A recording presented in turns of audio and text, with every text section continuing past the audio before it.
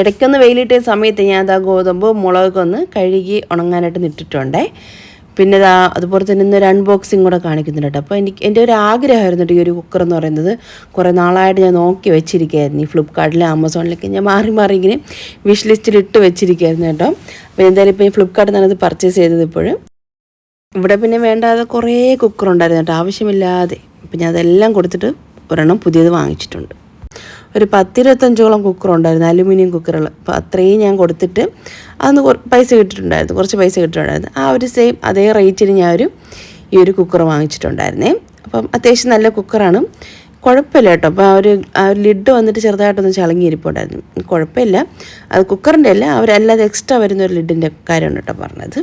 അപ്പോൾ അൺബോക്സിങ്ങും കഴിഞ്ഞു. പിന്നെ അനിയത്തിയും പിള്ളേരൊക്കെ വന്നിട്ടുണ്ടായിരുന്നേ. പിന്നെ അവന്മാർ മരത്തിലൊക്കെ കയറിയിട്ട് എനിക്ക് സപ്പോർട്ടൊക്കെ പറിച്ചു തന്നു, നിറയെ സപ്പോർട്ടും ഉണ്ടായിരുന്നേ. എല്ലാം ഇങ്ങനെ മൂത്തിങ്ങനെ നിൽക്കുകയായിരുന്നു കേട്ടോ, നന്നായിട്ട് വിളഞ്ഞ് നിൽക്കുകയായിരുന്നേ. പിള്ളേർ കയറിയിട്ട് എല്ലാം അങ്ങ് പറിച്ചു തന്നു. പിള്ളേർ പറിച്ചങ്ങ് താഴെ ഇടായിരുന്നു കേട്ടോ. അപ്പോൾ താഴെ ഇട്ടിട്ട് അത് എന്ത് പറയാനാ ഇതായിപ്പോയി, അഴുകിപ്പോയി. പിന്നെ പഴുക്കുന്നില്ലായിരുന്നു ഒന്നും. ഇടയ്ക്ക് 1-2 കുറച്ചൊക്കെ ഇങ്ങനെ പഴുത്തു. പിന്നെ കൂടുതലും ഇങ്ങനെ കല്ലിച്ചിട്ട് ചതഞ്ഞതുകൊണ്ട് ചീത്തയായി പോവുകയാണ് ചെയ്തത്. കുറേ കളഞ്ഞു നമ്മൾ. പിന്നെ ഒരു പുതിയ കുക്കറിലെ ഫസ്റ്റത്തെ കുക്കിംഗ് ആണ് കേട്ടോ പിന്നെ കാണിക്കുന്നത്. ആ ഒരു കുക്കർ നന്നായിട്ട് ഞാൻ ഒന്ന് കഴുകി എടുത്തിട്ട് ഞാൻ ഒന്ന് ചൂടാക്കാനായിട്ടൊന്ന് വെച്ചിട്ടുണ്ടേ. ഇനി ഇതിലേക്ക് ഒരു 3-4 ടേബിൾ സ്പൂൺ വെളിച്ചെണ്ണ ചേർത്ത് കൊടുക്കാം. ചിക്കൻ കറിയാണ് കേട്ടോ ഞാൻ ഇറക്കിയെടുക്കുന്നത്. പിന്നെ ഒരു 4 സവാളയാണ് ഞാൻ എടുത്തത്. അപ്പോൾ അതൊന്ന് തൊലിയൊക്കെ കളഞ്ഞൊന്ന് കഴുകിയതിന് ശേഷം സ്ലൈസാക്കി എടുത്തിട്ടുണ്ടേ. സവാള നമുക്ക് നല്ല രീതിയിലൊന്ന് വഴറ്റിയെടുക്കാം. ഇത് നോൺ സ്റ്റിക്ക് അല്ല കേട്ടോ, ഇത് വേറെന്തോ ഒരു സംഭവമാണ്. ഇതിലങ്ങനെ കോട്ടിങ് ഇളകിപ്പോകുന്ന ഒരു ടൈപ്പ് അല്ല. സവാള നന്നായിട്ടൊന്ന് വഴണ്ട് വന്നിട്ടുണ്ട്. ഇനി ഇതിലേക്ക് നമുക്ക് ചെറിയ ഉള്ളി, ഇഞ്ചി, വെളുത്തുള്ളി, പച്ചമുളക് ചതച്ച കൂട്ടാണ്. അതൊന്നൊരു 3-4 ടേബിൾ സ്പൂൺ ചേർത്ത് കൊടുക്കാം. ഒരു 4-5 പച്ചമുളക് എടുക്കുന്നുണ്ട്. ഒരു 10-15ഓളം ചെറിയ ഉള്ളി, ഒരു 3 വെളുത്തുള്ളി ഫുള്ളായിട്ട് എടുക്കാം. അത്യാവശ്യം വലിപ്പമുള്ള ഒരു പീസ് ഇഞ്ചി. ഞാൻ കുറച്ച് മാറ്റി വെച്ചതേ റൈസ് തയ്യാറാക്കാൻ വേണ്ടിയിട്ടാണ് കേട്ടോ. അപ്പോൾ ഒരു ഇഞ്ചി, വെളുത്തുള്ളി, പച്ചമുളക് എല്ലാം കൂടെ ചതച്ചതും കൂടെ ചേർത്ത് കൊടുത്തിട്ട് നന്നായിട്ട് തന്നെ വീണ്ടും ഒന്ന് വഴറ്റിയെടുക്കാം. അതിൻ്റെ ഒരു പച്ച ചുവയൊക്കെ നല്ല രീതിയിൽ തന്നെ ഒന്ന് മാറി വരണേ.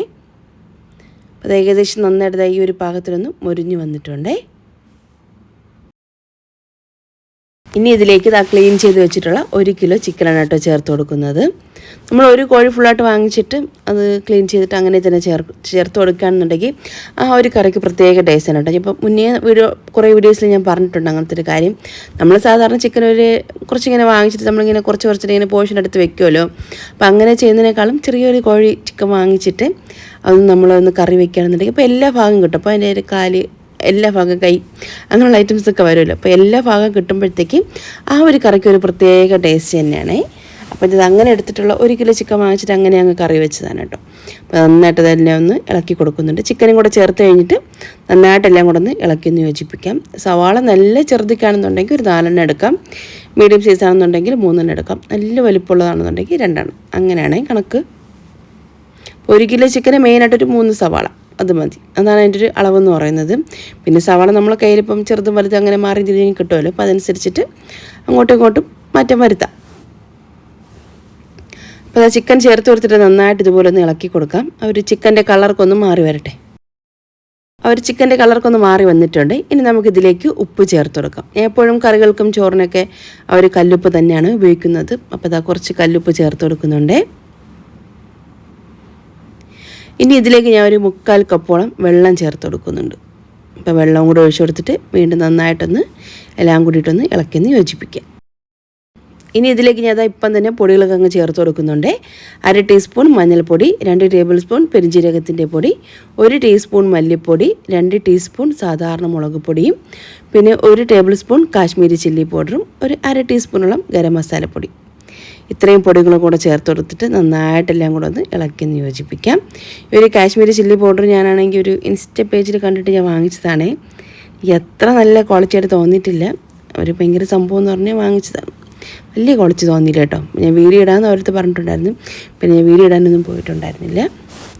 കുഴപ്പമില്ല, അങ്ങനത്തെ ഐറ്റംസ് ആയിരുന്നു. കളർ കാശ്മീരി എന്ന് പറഞ്ഞ് വാങ്ങിച്ചതാണെങ്കിലും വലിയ കളറില്ല, പക്ഷേ എരിവില്ലായിരുന്നു കേട്ടോ. വലിയ കളറില്ല. ഓക്കെ ഐറ്റം എന്ന് വേണമെങ്കിൽ പറയാം. നമ്മളൊരു കാശ്മീരി വാങ്ങിക്കുന്നതിന് ഒരു കളറിന് വേണ്ടിയാണല്ലോ, പക്ഷേ ഇതിന് കളർ കുറവായിരുന്നു ഈ മുളക് പൊടിക്ക്. അപ്പം അതും കൂടെ ഞാൻ ചേർത്ത് കൊടുത്തിട്ടുണ്ടേ. എല്ലാ പൊടികളും കൂടെ ചേർത്ത് നന്നായിട്ടൊന്ന് ഇളക്കി യോജിപ്പിച്ചതിന് ശേഷം കുക്കറിൻ്റെ അടപ്പുകൊണ്ട് അടച്ചു കൊടുക്കുന്നുണ്ട് കേട്ടോ. ഫസ്റ്റ് ടൈം ആയതുകൊണ്ടാണ്, പേടിക്കണ്ട. എന്തായാലും ഞാൻ കുക്കർ അടയ്ക്കുന്നുണ്ട്.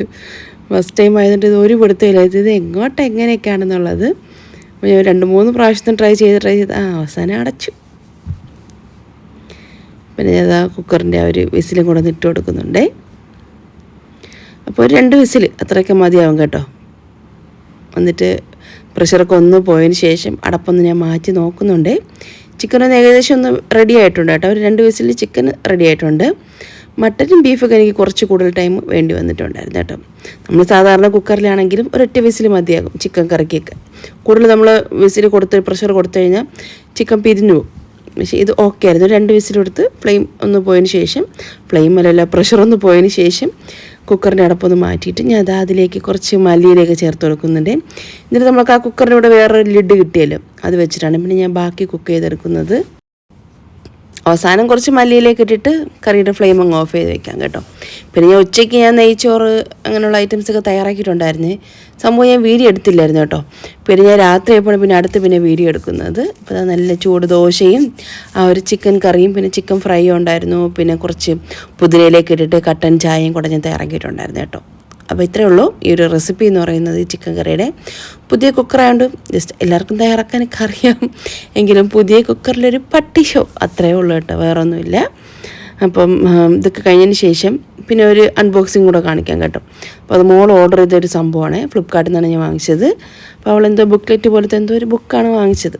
ഇപ്പോൾ ചെറിയ നോട്ടൊക്കെ ഒന്ന് എഴുതി വെക്കാൻ വേണ്ടിയിട്ട്. അപ്പോൾ അതിൻ്റെ ഒരു പ്രോഡക്റ്റിനെ വേണമെങ്കിൽ പിള്ളേർക്ക് എന്തെങ്കിലും ആവശ്യം വരും, കുട്ടികൾക്കാണല്ലോ ഇങ്ങനെയുള്ള ഐറ്റംസൊക്കെ വേണ്ടത്. അപ്പോൾ അങ്ങനെയുള്ളവർക്ക് വേണമെന്നുണ്ടെങ്കിൽ ഞാൻ പ്രോഡക്റ്റ് ടാഗ് ചെയ്ത് കൊടുത്തേക്കാം. ആവശ്യമുള്ളവരുണ്ടെങ്കിൽ കയറി പർച്ചേസ് ചെയ്തോളൂ. കൊള്ളാം കേട്ടോ, അവൾ ഉപയോഗിക്കുന്നതാണ്, നല്ലതാണെന്ന് പറഞ്ഞിട്ടുണ്ടായിരുന്നേ.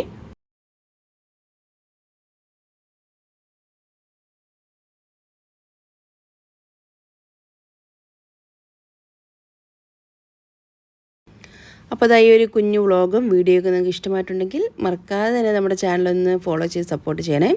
അപ്പോൾ ഈ വീഡിയോ കണ്ട എല്ലാ കൂട്ടുകാർക്കും താങ്ക്സ്.